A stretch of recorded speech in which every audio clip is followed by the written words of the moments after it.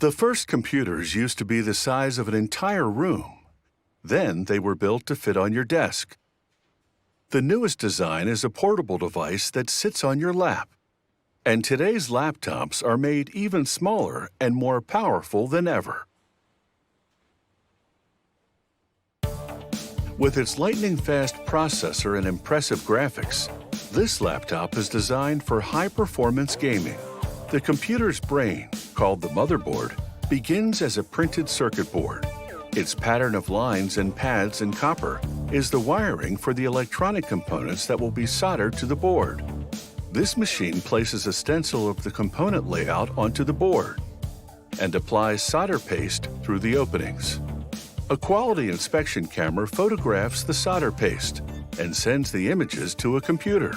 The computer analyzes them, looking for any missing paste, misalignment, or other mistakes.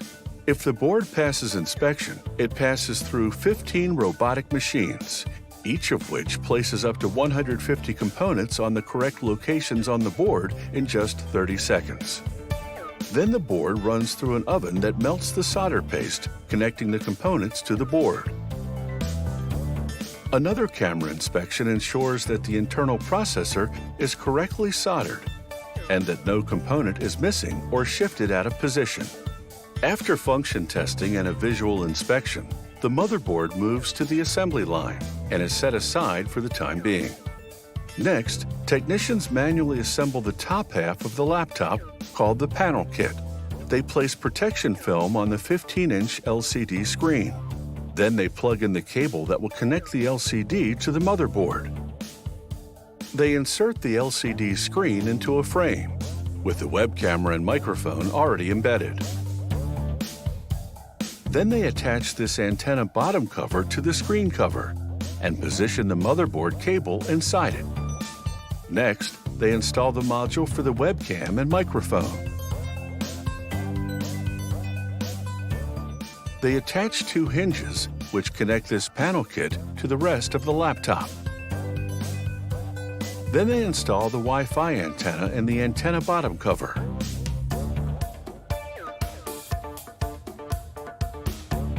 All components are concealed in the antenna bottom cover behind this antenna top cover. They complete the panel kit by pressing in a thin metal frame around the screen.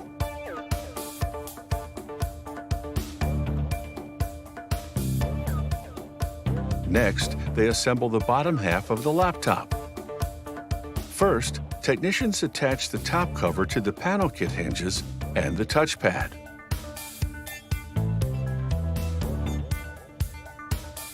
Then they install the right and left speakers in the top cover. Now the motherboard comes back into play. After inspection, a computer-guided router cuts out openings to accommodate the computer's fans, which prevent the electronics from overheating. A gaming laptop generates a lot more heat than a regular laptop, and therefore requires two powerful fans rather than one.